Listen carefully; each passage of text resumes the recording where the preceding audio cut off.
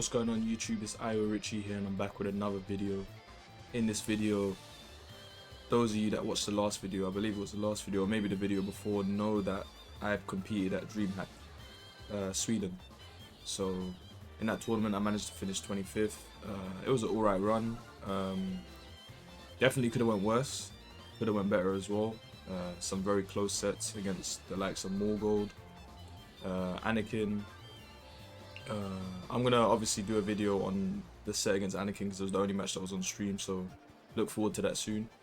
But yeah, some very close sets. In the end I had to play against Tibetano, Doug from Paris, Morgold, Anakin, and a Jun player who unfortunately I can't remember the name. Unfortunately, I haven't looked at the bracket just yet to look back. But I kind of wanted to go into the tournament blank anyway, so I didn't really look at the bracket too hard. But yeah, so after I lost, I had a long conversation with Ulsan, who was obviously still in the tournament and, you know, just doing his thing. And, you know, he gave me a very in-depth, you know, explanation on how he sees the game and just how he likes to play the game, which is very poke orientated. And he also said that in this latest patch, he feels like poking has just become the main, you know, go-to strat that you should go for. So obviously I was thinking about that, and obviously Leo has very great pokes, you know, things like down 4, QCF1, QCF2-1 is amazing as well. Just, you know, 1-2 is a great poke. Obviously you have your single jab, you have Q1 was one I didn't think about, but that's one that, you know, Ulsan mentioned that if he was to play Leo, it's a string that he would definitely go for. What else? I believe that's mainly it. So yeah, QCF1, QCF2-1, I guess QCF2 as well. You know, just as a single move, which is +9, which can set up counter hits and stuff. But I think the main thing and main reason why poking is so important is because, you know, the health isn't recoverable, for one. Annoying your opponent with pokes is gonna obviously make them want to resort to using risky moves or like going for, you know, a retaliation that's gonna favor them in some way. So they're gonna take risks in some regard. So if you get the early hits off, and bear in mind pokes are the hardest thing to block at the start of the game. Like if I just dash in and go for a hell sweep or something big, you know, there's a chance that it could get blocked and then I lose a lot of health. But if it's just a poke, you know, even if they block a down 4, they might not punish it because of the follow-up. So that's something they have to think about. A lot of characters have things like this, so you can apply it to, you know, probably whatever character you're playing as well. But yeah, so like if you go for like, you know, super slow attacks and stuff, chances of you getting interrupted are high as well.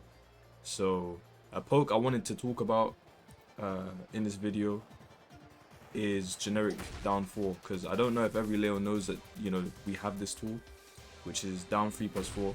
So generic low from standing, and obviously you can do it from crouch as well, which is just full crouch down 4. You can't do full crouch down 3+4, it has to be down 4, so bear that in mind. But the reason I wanted to talk about this low is because there's a lot of situations in this game playing Leo where tracking becomes an issue. So thinking back to what Ulsan was saying and stuff, you know, he's playing Dragunov. You know, Dragunov's down forward 1 tracks to one side. You know, it tracks sidestep right, I believe. So a very strong down forward 1 to have. You know, tracking one side. Leo doesn't have that privilege, so you know we get our tracking mainly from our lows or slower mids. So generic low, this will track after things like 2-1. It will track after most things. It's a very good low to just use. It's hard to sidestep generic low. So even though it's launch punishable, at times where, I don't know, you feel like your opponent is stepping a lot, you can just use this to check. If people are doing sidestep low parry, then, you know, you might want to think about other creative ways of, you know, keeping your offense going. If they're doing sidestep right low parry, what you need to understand as well is that then they're in defense mode, which means you can kind of dash in and do what you like. You don't have to, for instance, do 2-1 and then, you know, follow it up with another attack. You don't have to do that. So like you can just dash in and just kind of stay in your opponent's face until they go for something. They might panic and do a hop kick or something, as an example. And then if they do a hop kick, let's say in this scenario, wall splat, insane damage. So the reward you get, and all you did was what you did. Okay, let's say for instance you do down 4 and then you do 2-1 and you've interrupted their down forward 1 or whatever retaliation they go for, and now they've eaten, let's say around, okay, 34 damage. So they've eaten 34 damage now, and you know they're kind of stressed. They're like, oh, I need to land a hit. You know, I'm just eating stuff early. They're gonna want to go with something. You know, they're gonna want to retaliate with something to get damage back. They might go for a QCF1 or anything like this, right? But you can take a QCF1, you can take 2 QCF1s, and it's not the end of the world. Like, they even the score, but you didn't lose anything. You didn't get launched or anything like that. So if you play off these small interactions, like damage interactions, and you know it's less eating launches and stuff like that, then you know you're in a pretty good situation for the most part. So like, I get them to block a down forward 1. They've got to think about the follow-up.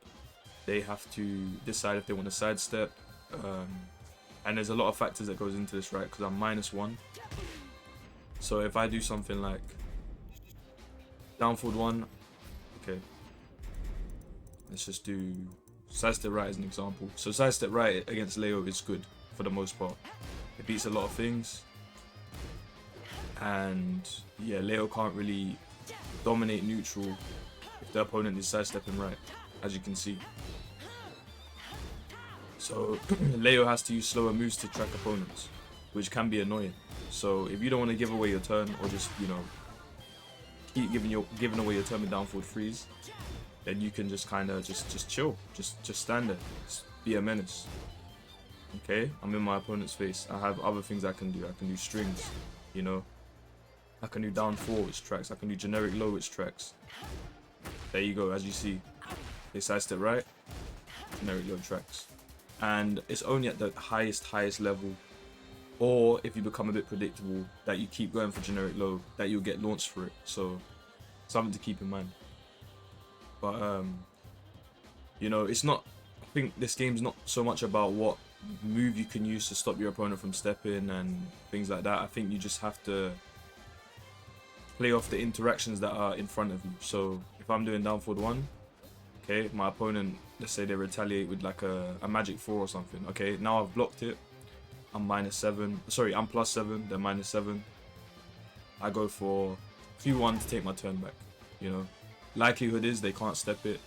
If they duck and try and punish any high that I go for, the 2-1 will probably snuff them, and then we're +4, and then we play off another situation. So in that situation where I'm +4, I might want to use a generic low just to check them. They can't hop kick me, I'm pretty sure. So let's find out if that's the case. So we're gonna do a hop kick.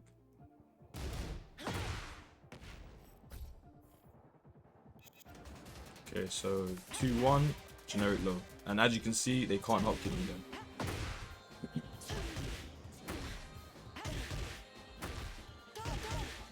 I was just making sure because I don't know why I lost to that one hop kick. But yeah, they can't hop kick you there. So +4, generic low, keeping them in check.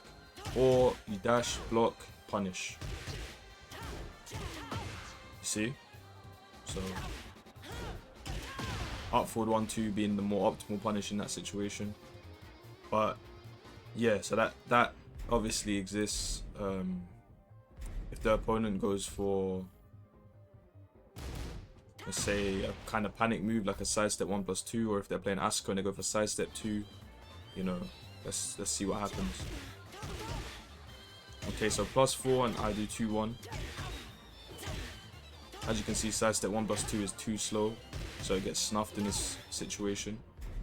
But a move that probably won't get snuffed is forward 2+3. So let's utilize this for now, just as an example. Okay, so even forward 2+3. So yeah, you're seeing the power of 2-1. This is a string that I haven't spoken about probably even in one video yet, but it was mentioned to me by Ulsan. So, you know, it made me kind of think about how I would incorporate this, you know, in my gameplay. So I think taking your turn back with 2-1 is super important. Obviously, if it's blocked, you're -7. You still have things you can do afterwards. If the opponent tries to check with like a safe homing mid, like for instance, let's say Leo's down forward 3. This is a situation that can occur. So, oh wait, no, that's not what I want to do. So down forward 3. Okay, so no, on block. So -7, down back 3, and connects. So even though you're heavily minus, you know, there's still buttons that can be pressed to give you a favorable situation. Obviously, this isn't going to work out a lot of the time, but it can work is the point.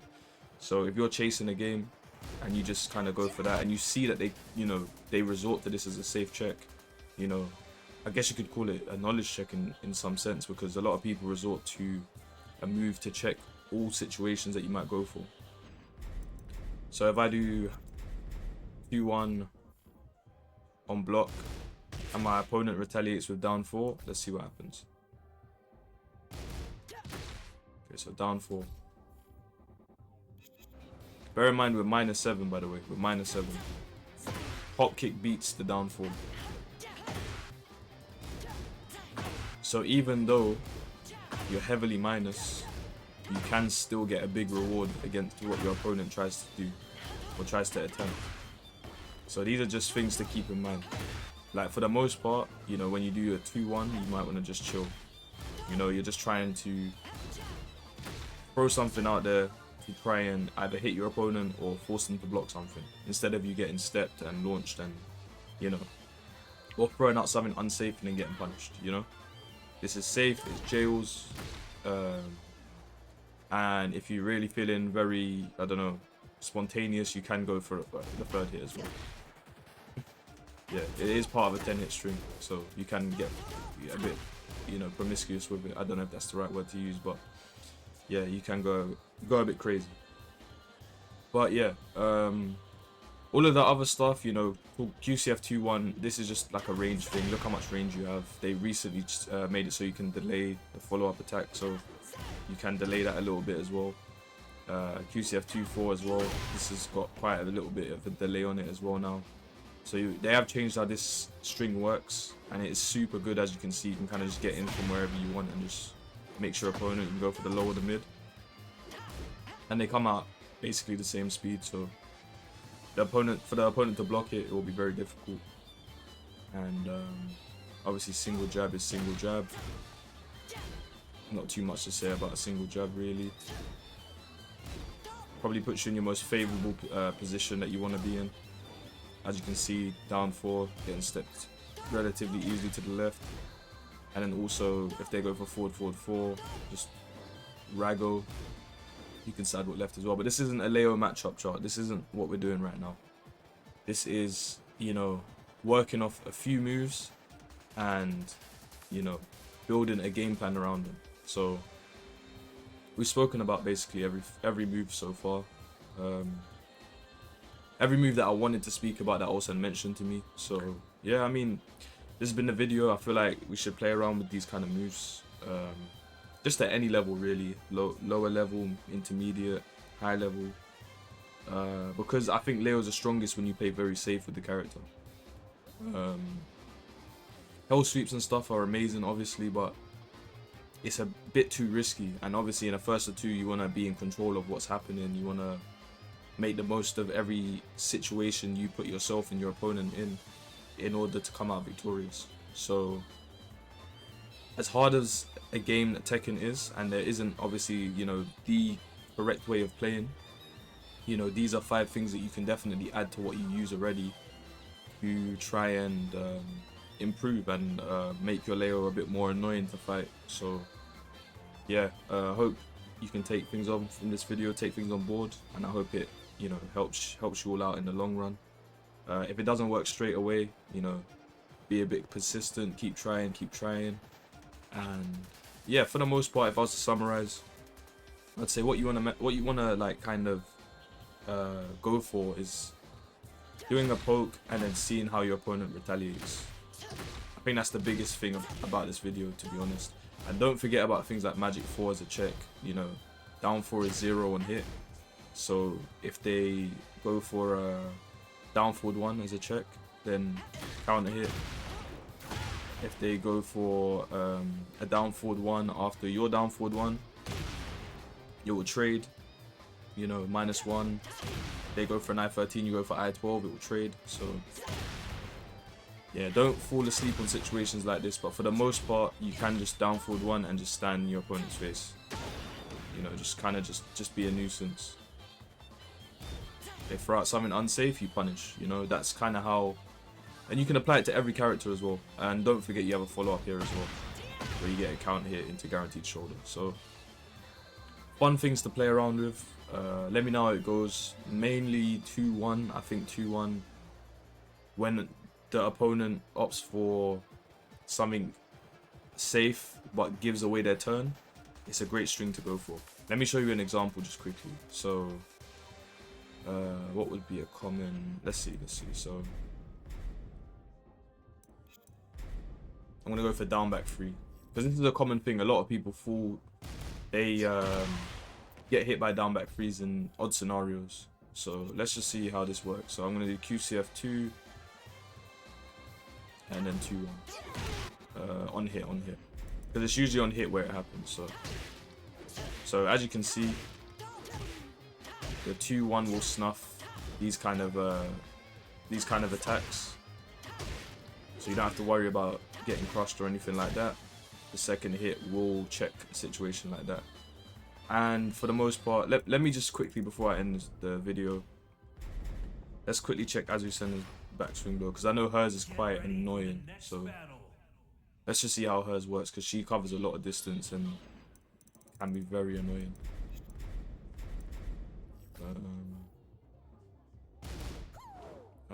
Okay, I didn't know what the input was.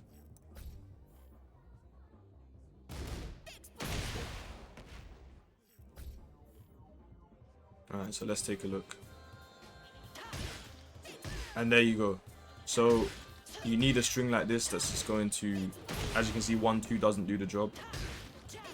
So you need a string that is going to help you deal with these kind of panic attacks, these panic options, because you don't want to just get bodied for it. So yeah, other than that, that's been the video. If you like the video, please leave a like, comment and subscribe, and stay tuned for the next one. I'm going to be obviously breaking down the set versus Anakin, which was a sick set, I'm not going to lie. I enjoyed myself in Sweden as well.